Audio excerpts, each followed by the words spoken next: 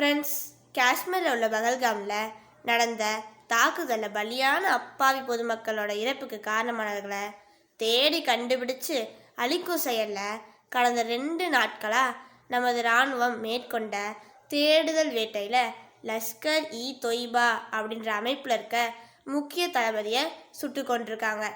அது நம்ம எல்லாருக்குமே தெரியும்.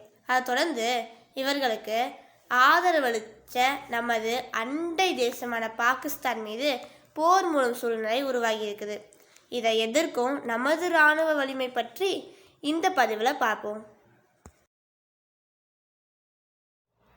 இந்தியாவின் மிகவும் சக்தி வாய்ந்த மற்றும் ஆபத்தான 7 ஆயுதங்களை பற்றி பார்ப்போம். 7வது இடத்தில் டசால்ட் ரஃபேல்.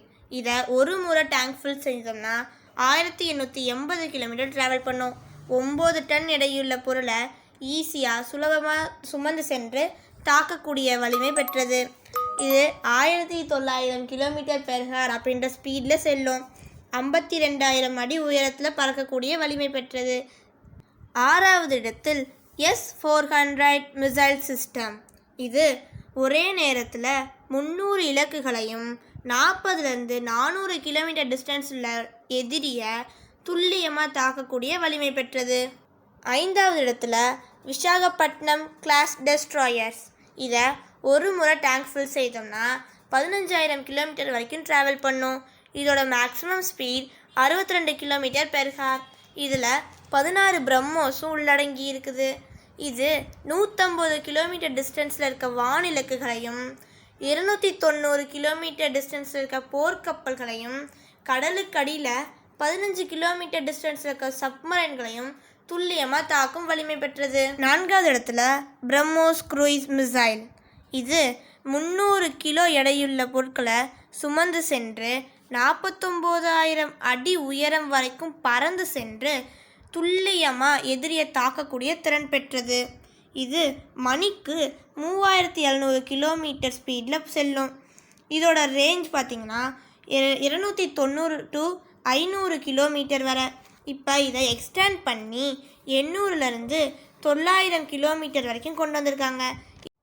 3வது இடத்துல மேக் இன் இந்தியா திட்டத்தில் தயாரிக்கப்பட்ட INS விக்ராந்த். இதோட மேக்ஸிமம் ஸ்பீட் பார்த்திங்கன்னா ஒரு மணிக்கு 56 கிலோமீட்டர்.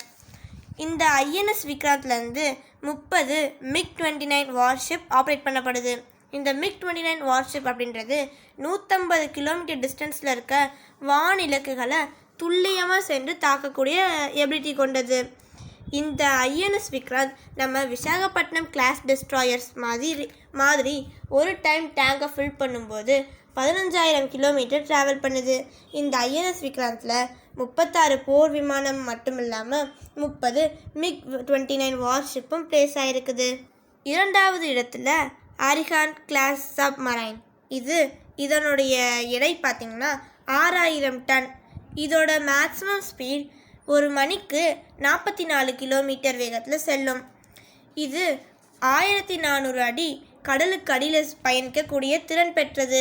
இது ஒரு நியூக்ளியர் பவர் சப்மரைன். 1வது இடத்துல இருக்கக்கூடியது அக்னி 5 மிசைல். இதோட மெயினான எய்மே சைனாவை கவுண்டர் பண்ணுறது தான். இதோட ரேஞ்ச் பார்த்திங்கன்னா 7,000 - 8,000 கிலோமீட்டர் வரைக்கும். இதோட மேக்ஸிமம் ஸ்பீடு ஒரு மணி நேரத்துக்கு 29,400 கிலோமீட்டர். இது அக்னி 5 மிசைல் அப்படின்ற இது ஒரே நேரத்தில் 12 வேறு இலக்குகளை தாக்கி அடிக்கும். இப்பதிவில் நாம் நமது இந்திய இராணுவத்தின் வலிமை பற்றி பார்த்தோம்.